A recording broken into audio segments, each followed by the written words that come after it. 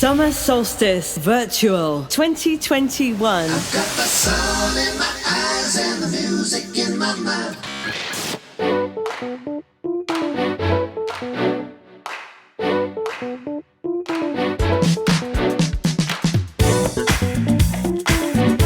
Well, here we are back in the hallowed Summer Solstice green room, and this time I've got another legend with me. It's Stretch Taylor. Paul, how you welcome, doing, my John? friend. I'm good. How are you? Nice to see you after so long. Yes. It's been, what, year and a half, nearly 2 years probably. Yeah. Actually. Yeah, but you're looking well. Thank you, so are you. Thank you. So, tell me something. What have you been occupying yourself with for the last year and a half, possibly? Well, trying to prepare gigs Yeah. kind of never happened. So they've been rescheduled and rescheduled. So, yeah, sort of hopefully between now and Christmas, Yeah.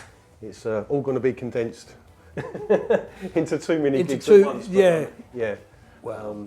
But obviously spending a lot of time with family and stuff like that, really, like everyone else, and trying to get through the the bad times, and seeing how grateful I am, really, I think for that the is- lives we've got. Yeah, I think that is what the word is at the moment. Grateful that we're still here to tell the story. Absolutely. On a happy note, let's go back to where did Stretch Taylor start? Wow. Oh my God. know? Okay, so probably about 4 or 5 years old, I was introduced to Motown, actually. My dad was in a pop group as well called the Gentry in the 60s, and my dad's claim to fame was they was the support act for the Who. Wow. Well, yeah, on a number of their early gigs when My Generation kind of came out. So, I was kind of bombarded by Marvin Gaye and Stevie Wonder from my mum's side, and then my dad was a singer of the group as well. So I kind of had the music in me from an early age, or pushed into me. And so it kind of developed from there, and I grew up with a love for soul music from then. And I remember significantly, actually, I was 6 years old, 1977, and the Jacksons' self-titled album came out, and with Show You the Way to Go and all those sort of records on it. And I was totally obsessed from that point on, which was like 77, and then I got into, Off the Wall came out in 1979, so I was really into Michael Jackson. And then I discovered, I was at school and I discovered hip-hop in sort of 84, 85, as breakdancing sort of, came into the fold as well. And then I got really into hip-hop. So, and from hip-hop, I got into the old breaks like James Brown, and kind of went back and looked at the older music again, and the kind of the soul music that I didn't even know about. So back into the 70s again, yeah. So Because you have been a bit of an ambassador for hip hop, rap, beats, and your influences, Marvin Gaye. yeah, everyone. Funny you should say that with the Motown thing, because everyone that I've spoken to today Yeah, their parents have been into Motown, they've been into 60s soul. I think Shayla Prosper, her parents were into Motown and country and western. wow. I mean, it was easy maybe for you to have gone down the pop route to follow your dad, maybe. Yeah, but I just didn't. Even growing up with the pop music, we had some fantastic pop music, obviously, like the Eurythmics and Simple Minds and all those sort of groups. But it never really hit me there. Yeah. And the soul music and the early hip hop, especially, really, kind of where my heart was at. Can you remember your first gig? I can, yes. It was a warm-up gig. It was like a DJ open event, and it was at Sax in Southend. Can't remember the date now, but I think it was it was the early 90s actually.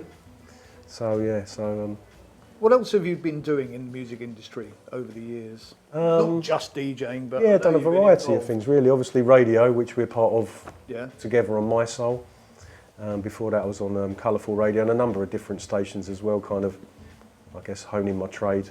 But I worked for Blues and Soul as a journalist for 10 years, which was a really good, a good thing to do. And you see all sorts of different avenues in the game, so to speak, and doing the journalism thing was good as well. And compiling the charts for Blues and Soul, I was very honoured to do that at the time. And even a lot of it was from Jamie, one of the organisers here. So I'd like to thank Jamie as well, because he brought me into blues and soul at the time. So yeah. Where did the name Stretch come from? It's just a nickname. Another from school. nickname, yeah. Just a nickname from school. Really? Oh, a lot of the DJs, yeah. Okay, good. What's the future for you now? I mean, you've got your own club night now, Ghetto Heaven. How did that come about? I just wanted to do a weekender that was, obviously there's a lot of soul weekenders, and they're absolutely amazing, all of them. And I just wanted to kind of get involved in my own weekender, but a more kind of smaller boutique kind of thing, which there was all sorts of genres of music under the soul banner. So, you know, we have a classic R&B set, we have a Northern Soul set, we have an acid jazz set, a brick front set, you know, a classic hip hop set, Philadelphia set. So each set is different at the weekender. So that's where it's a little bit different, I hope, to others. And you know, good music's good music at the end of the day. Absolutely. I mean, I have, you know, witnessed you DJing on many, many occasions, and what I love about what you do is you go everywhere in that set.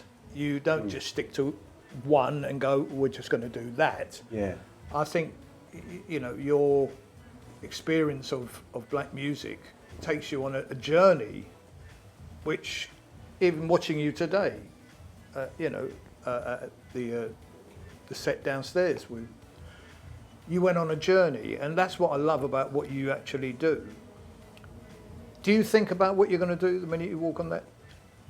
No, I just have in my mind the first couple of tracks to kind of get focused and get into it, and then just kind of pick it. You know, I kind of have a bundle in my head of different genres of music: soul, funk, R&B, and hip hop, and where I can fit them in. You know, kind of in my head tempo-wise, really. But, DJ heroes? DJ heroes, wow. Probably the biggest one, actually, a couple. American-wise and for skills and stuff like that. DJ Cash Money, I don't think anyone can compare to him, actually.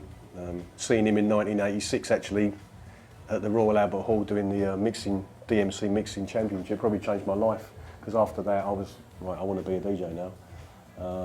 But from the UK, you know, I grew up and went to a lot of soul clubs back in the day, and you know, people like Froggy. It showed me the mixing side, and that was the side that I got into because of hip hop. So I started off as a hip hop DJ, actually, because you know, some people like, you know, Froggy and Cash Money were my heroes, but I was really into hip hop then. But seeing Froggy and how he blended the records together, and also people like CJ McIntosh and Les Adams is another person. Les Adams, yeah, Les Adams, the Mix Doctor. Yes. Did you have much to do with the disco mix clubs, and you know? No, sadly that was kind of just before my time, I guess. A couple of years before I started out as a DJ. DMC, wasn't it? Yeah, DMC. That was up to about sort of 89, and that's when I kind of started, in the bedroom. I think that's where we all started somewhere. So what have you got lined up for the future? Well, we've got my Ghetto Heaven weekender that we've rescheduled from February to November, and a number of other weekenders, and you know, obviously we've got a lot of stuff with My Soul that we're doing together as well. So, and of course the Ghetto Heaven's at Boysdale, isn't it, on a Friday? Yes, we do. We do once a month at the Boysdale restaurant in Canary Wharf, which is a beautiful venue, as you know, where we play music right across the board. Yep. Under that black music spectrum, and you know, so hopefully that's that's kind of where we're going to, and that's the kind of thing we want to do. I'm going to put you on the spot now. Go on. Your all-time favourite. Your all-time favourite hip hop track. Ooh. Wow, that is really hard. I could probably narrow it down to one. Go on then. Oh, one record. Pete Rock and CL Smooth, They Reminisce Over You. That is a tune. Yeah.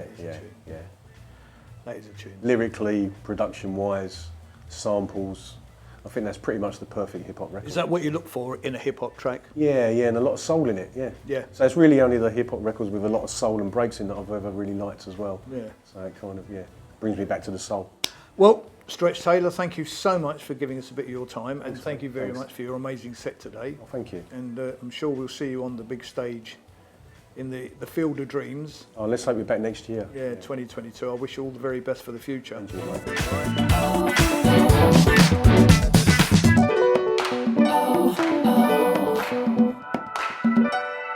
oh, oh.